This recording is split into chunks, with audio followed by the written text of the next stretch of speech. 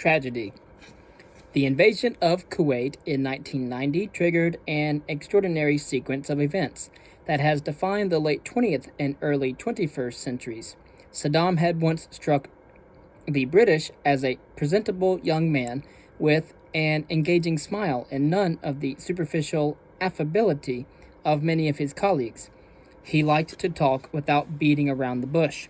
He was a man, the British ambassador to Baghdad concluded in the late 1960s, with whom, if only one could see more of him, it would be possible to do business. Seen by the French as an Arab de Gaulle, a man whose nationalism and socialism had been warmly admired by President Jacques Chirac, Saddam was someone the United States had also been willing to bet on in the early 1980s in a bid to improve what Donald Rumsfeld called U.S. posture in the region. The attack on Kuwait, Saddam Hussein told his closest advisors in December of 1990, was a form of self-defense in the wake of the Irangate scandal and the revelations of double dealing by the U.S. This was not how the rest of the world saw things. Economic sanctions were quickly applied following the invasion, as the United Nations demanded an immediate Iraqi withdrawal. When Baghdad simply ignored the mounting diplomatic pressure, plans were drawn up to resolve matters decisively. On the 15th of January 1991, President George H.W. Bush authorized the use of military action. Pursuant to my responsibilities and authority under the Constitution as President and Commander-in-Chief, and under the laws and treaties of the United States. The opening sentence of National Directive 54, which approved the use of force by U.S. air, sea, and land conventional military forces in coordination with the forces of our coalition partners, conspicuously did not mention Iraqi aggression, violation of the sovereign territory of Kuwait, or international law. Instead, in a statement that set the tone for American foreign policy over the next 3 decades, the president stated the following: access to Persian Gulf oil and the security of key friendly states in an area are vital to U.S. national security. Saddam Hussein's invasion of Kuwait was a direct challenge to American power and interests. An ambitious assault followed, with troops drawn from a broad coalition of countries led by General Norman Schwarzkopf. As you know, General Norman Schwarzkopf was the one who invented the stealth fighter, whose father had helped secure Iran for the Allies during the Second World War and had played a role not only in Operation Ajax, which deposed Mossadegh, but also in forming the Savak, the Iranian intelligence service that terrorized its own population from 1957 to 1979. Allied airstrikes targeted key defense, communication, and weapons facilities as land forces advanced into southern Iraq and Kuwait in Operation Desert Storm. The expedition was spectacular, but it was also rapid. 6 weeks after the start of operations in January of 1991, President Bush declared a ceasefire, noting in a television address on the 28th of February that Kuwait is liberated, Iraq's army is defeated, our military objectives are met. Kuwait is once more in the hands of the Kuwaitis in control of their destiny. This is not a time of euphoria, certainly not a time to gloat, he went on. We must now look beyond victory in war. Bush's approval rating soared, rising above the stratospheric levels reached by President Truman on the day of the German surrender in 1945. Part of the reason for this was that the aims of the war had been clearly defined and quickly achieved, with mercifully few lives lost by coalition forces.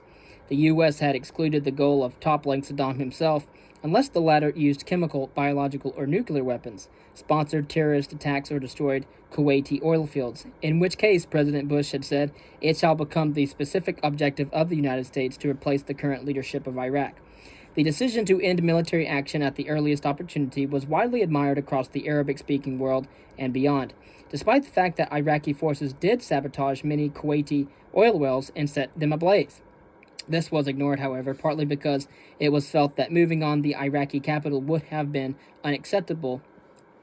Mission creep, wrote the president in a book co-authored with his national security advisor, Brent Scowcroft, in the late 1990s. Apart from antagonizing allies in the Arab world and elsewhere, it was recognized that extending the ground war into Iraq and trying to eliminate Saddam would have come at too high a price. We made the decision not to go to Baghdad, agreed Dick Cheney, Secretary of Defense in a speech at the Discovery Institute in 1992. Because that was never part of our objective. It wasn't that the United States signed up for. It wasn't that Congress signed up for. It wasn't what the coalition was put together to do. Besides, he went on, the U.S. did not want to get bogged down in the problems of trying to take over and govern Iraq. Removing Saddam would have been difficult, and the question in my mind, he conceded, is how many additional American casualties is Saddam worth? And the answer is not very damned many. Seeking to contain Saddam Hussein rather than overthrow him was the public position. Privately, it was a very different story. In May of 1991, just a few weeks after the ceasefire had been called, President Bush approved a plan to create the conditions for the removal of Saddam Hussein from power. In order to effect this, he set aside a substantial sum for covert operations, $100 million. Ever since the 1920s, the U.S. had been actively involved in propping up regimes that suited its wider strategic interests. Washington was now showing once again that it was willing to consider regime change in order to impose its vision on this part of the world. The muscular ambition of the U.S. at this time was partly fired up by the profound geopolitical changes witnessed in the early 1990s. The Berlin Wall had come down not long before the invasion of Kuwait, and in the months after the defeat of Iraq, the Soviet Union collapsed in on itself. On Christmas Day 1991, President Mikhail Gorbachev resigned as president of the Soviet Union and announced the dissolution of the USSR into 15 independent states. The world was seeing changes of almost biblical proportions. Of course, President Bush told this to Congress a few weeks later. By the grace of God, according to Bush, America has won the Cold War. In Russia itself, transition sparked a furious battle for control that ended in a constitutional crisis and the deposition of the old guard after army tanks had shelled the White House in Moscow, the seat of the Russian government, in 1993. This was also a period of major transition in China, as the reforms introduced by Deng Xiaoping and others following the death of Mao Zedong in 1976. Again, Mao Zedong was a ruthless person who should not be respected. He killed more than Stalin and Hitler combined. And Stalin killed more than around 10 to 20 million people. Not to mention Hitler's numbers. Many people overlook this while studying modern history. And so, following the death of Mao Zedong in 1976, Deng Xiaoping began to take effect, transforming the country from an isolated regional power into one with escalating economic, military, and political ambitions. The oppressive politics of apartheid were also winding down at long last in South Africa. The drums of freedom, peace, and prosperity seemed to be beating loudly and triumphantly. The world had been once divided into two. President Bush told a joint session of the Senate and the House of Representatives. There was now one sole and preeminent power, the United States of America. The West had triumphed. Cutting a few moral corners in Iraq was warranted when the overriding evangelical purpose was to accelerate the spread of the hallmark and give the gift of the American empire, democracy. Over the course of the decade that followed the invasion of Kuwait, therefore, the U.S. pursued a policy that was both ambiguous and ambitious. It repeated the mantra of liberating countries like Iraq and fostering the concept and practice of democracy. But it also jealously and at times brutally sought to protect and promote its interest in this rapidly changing world, almost no matter what the price. In Iraq, United Nations Resolution 687, passed in the aftermath of the Gulf War, included measures related to Kuwaiti sovereignty, but also applied sanctions to the sale or supply of commodities or products other than the medicine and health supplies, with foodstuffs likewise excluded. These measures were intended to force disarmament, including the termination of biological and chemical weapons programs, and to force agreement on recognition of the sovereignty of Kuwait. With blanket restrictions on Iraqi exports on financial transactions, the impact was devastating, especially on the poor. Initial estimates in the Lancet suggested that 500,000 children alone died from malnutrition and disease as a direct result of these policies in 5 years. In 1996, Leslie Stahl interviewed Madeleine Albright, the U.S. ambassador to the United Nations, on the TV program 60 Minutes, and stated that more children had died in Iraq as a result of sanctions than in Hiroshima in 1945. I think it is a very hard choice, Albright replied. Nevertheless, she went on, we think the price is worth it. Sanctions were not the only steps taken against Iraq following the ceasefire. No-fly zones were imposed to the north of the 36th parallel and to the south of the 32nd parallel soon after the ceasefire was agreed, patrolled by nearly 200,000 armed Overwatch stories flown by U.S., French, and British warplanes in the 1990s. These no-fly zones, which between them covered more than half of Iraqi territory, were ostensibly established to protect the Kurdish minority in the north and the Shiite population in the south. That they were imposed unilaterally without a mandate from the UN Security Council showed that the West was willing to interfere in another country's internal affairs and take matters into its own hands when it suited it. This was demonstrated again in 1998 when President Bill Clinton signed into law the Iraq Liberation Act, which made it the formal policy of the United States to support efforts to remove the regime headed by Saddam Hussein from power in Iraq and to promote the emergence of a democratic government to replace that regime.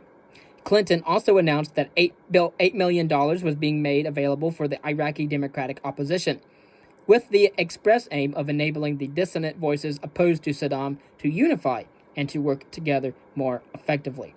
The attempts by the U.S. and its allies to get what they wanted were not limited to Iraq.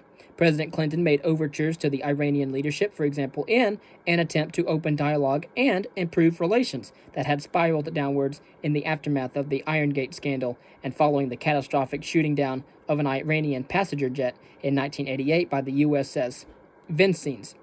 Although the full extent of the reprisals taken by Tehran is still unclear, multiple evidence trails suggest an extensive series of terrorist attacks were made against U.S. targets, possibly including the downing of a Pan Am 103 over Lockerbie in December of 1988, and also the bombing of a U.S. base near Dhahran in Saudi Arabia in 1996.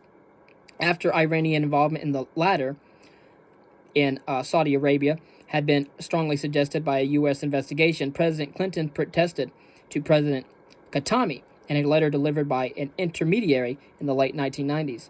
The Iranians responded aggressively, dismissing American claims of Iranian complicity in the deaths of 19 servicemen as inaccurate and unacceptable. Moreover, it was disingenuous, the response asserted, for the U.S. to claim outrage over terrorist attacks given that it had done nothing at all to prosecute or extradite the readily identifiable American citizens responsible for the downing of the Iranian civilian airliner a decade earlier. Nevertheless, Tehran did offer hope for the future.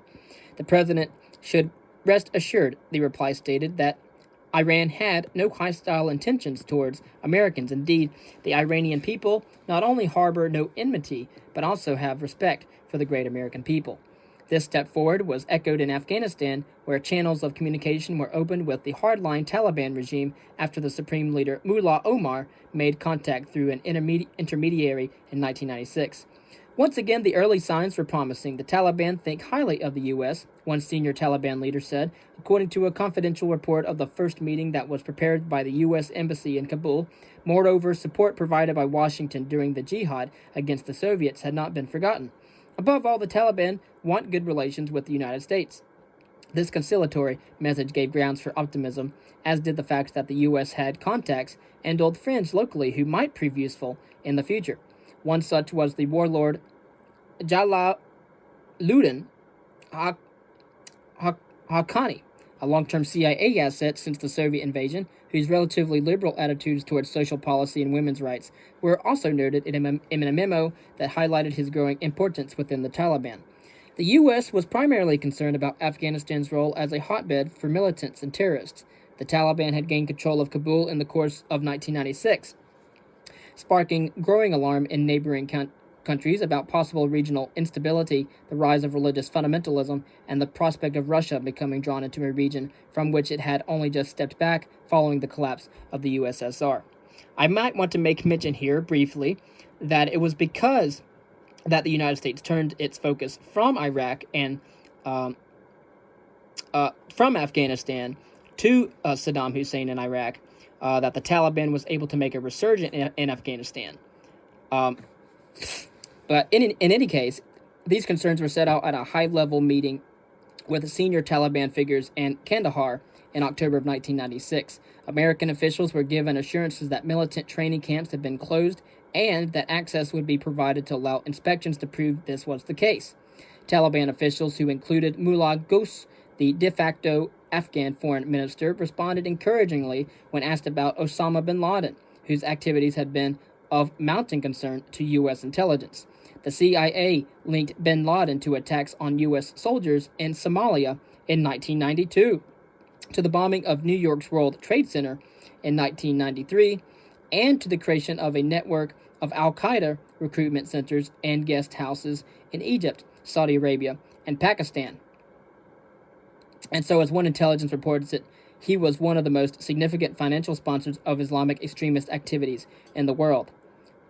Also being related to the attacks of U.S. soldiers in Somalia, the bombing of the New York's World Trade Center, and the creation of a network of al-Qaeda recruitment centers in Egypt. It would be useful, American officials told Afghan representatives, if the Taliban would tell us where he is located and ensure that he cannot carry out terrorist attacks. The Afghan officials replied that bin Laden was with us as a guest, as a refugee, and as such there was an obligation to treat a guest with respect and hospitality in keeping with Pashto culture. The Taliban, they said, would not allow anyone to use our territory for terrorist activities. In any event, bin Laden had promised he would not commit terrorist attacks while living in Afghanistan, and furthermore had complied when the Taliban had become suspicious of him living in caves south of Jalalabad, near Tora Bora, and had told him to move out and live in an ordinary house. Although this was superficially reassuring, it was not as emphatic as the Americans wanted, prompting a change of tack.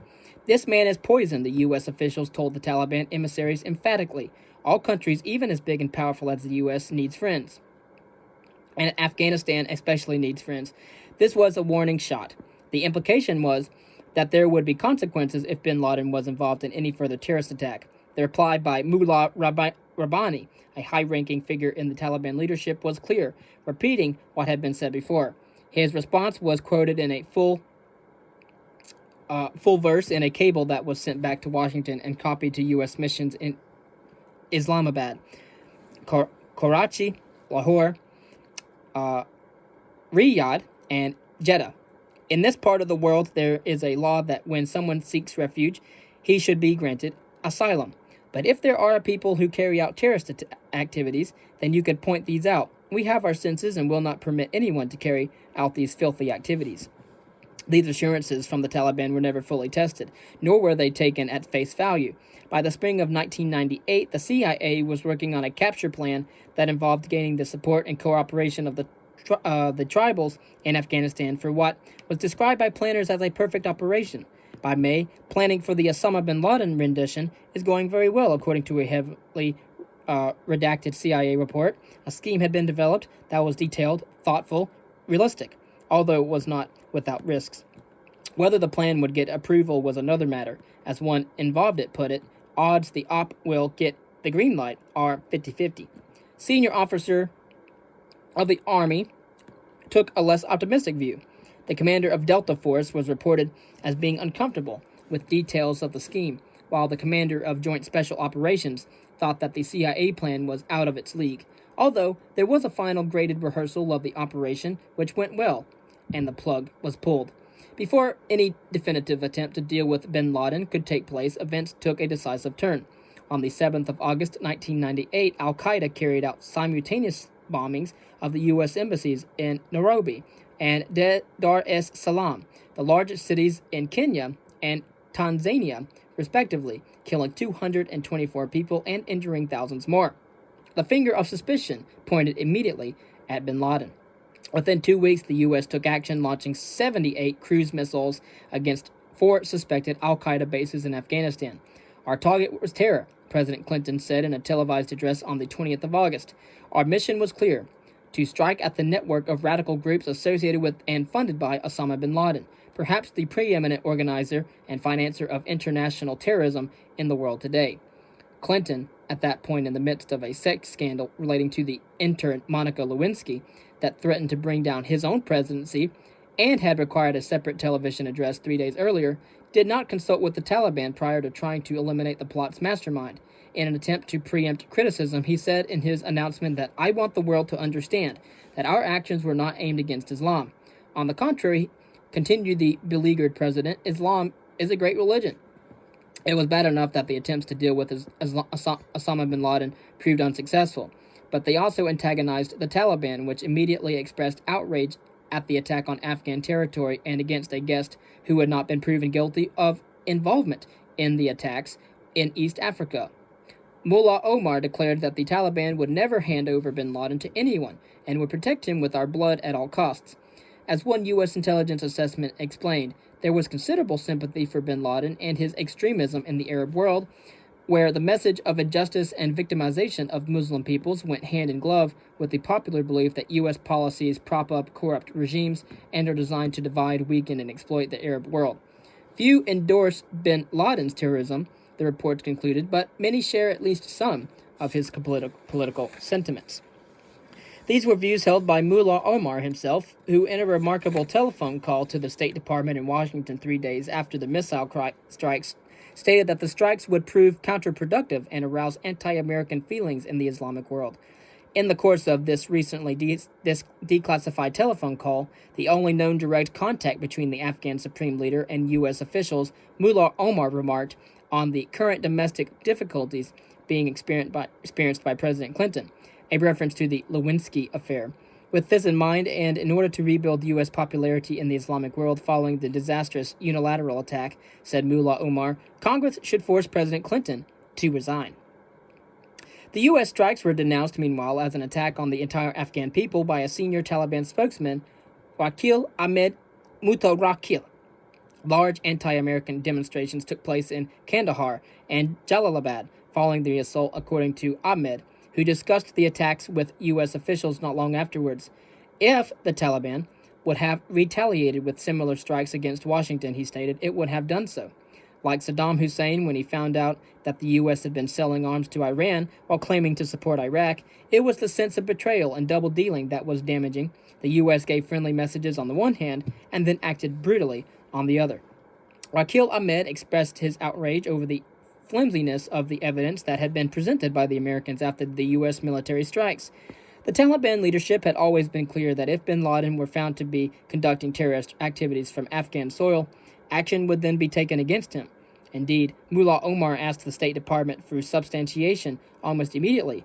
Some believed that the charges were trumped up, the Taliban official said, while others pointed out that bin Laden had once been a trained guerrilla supported by the United States. What had been presented by the Americans amounted to nothing more than some papers, which hardly constituted proof. A video cassette handed to the Taliban that was assumed to contain something new about bin Laden was simply embarrassing. It was worthless as a piece of evidence. The attack was disgraceful, Ahmed said, resulting in the deaths of innocent Afghans and a violation of Afghan sovereignty. If the Americans really wanted a solution to the bin Laden problem, he concluded they should talk to the Saudis, and if they did so, matters would be solved in minutes, not hours. Ironically, the same assessment had already been reached separately by the U.S. A flurry of diplomatic tables, research papers, and recommendations about winning support in Riyadh show. The repercussions of the U.S. strikes were disastrous. A major U.S. intelligence study of the al-Qaeda threat, written a year later, put it. Apart from the fact that the attempt to eliminate bin Laden had failed, the attack served to establish him across much of the Arabic-speaking world, as well as elsewhere, in an underdog standing firm in the face of bullying aggression. There were real dangers in the growing perception of American cultural arrogance.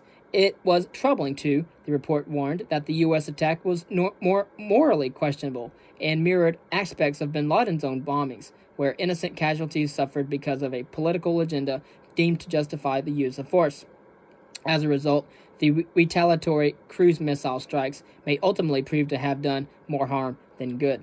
The U.S. should also be aware, the report prophetically added, that the airstrikes were likely to provoke a new round of terrorist bombing plots. Even before that happened, the failed intervention brought unwelcome results. Views within the Taliban leadership itself about the outside world hardened as suspicions about the duplicity of the West took firm root. A siege mentality developed that served to accelerate and exasperate the development of increasingly hardline religious views, as well as a rising interest in exporting its brand of radical Islam on a worldwide basis, although one contemporary CIA report judged that it was highly unlikely that this could be done effectively. Nevertheless, U.S. pressure served to make staunchly conservative choices voices become increasingly fundamentalist, like those like Mullah Rabbani, deputy leader and head of the Kabul Shura Council, who feared that failing to expel bin Laden would deepen Afghanistan's international isolation, were outmaneuvered by Mullah Omar, whose hardline policy not to cooperate with or capitulate before outsiders prevailed. As a result, the Taliban moved closer to bin Laden's aggressive proposals for freeing Muslims from the grasp of the West and reinstating a fantasy pre-medieval world. This was precisely the aim of the 9/11 attacks. An intelligence report written in 1999 had already noted how bin Laden had a large and inflated ego and saw himself as a player on a very large and very old historical stage. He sees himself resisting the latest crusaders.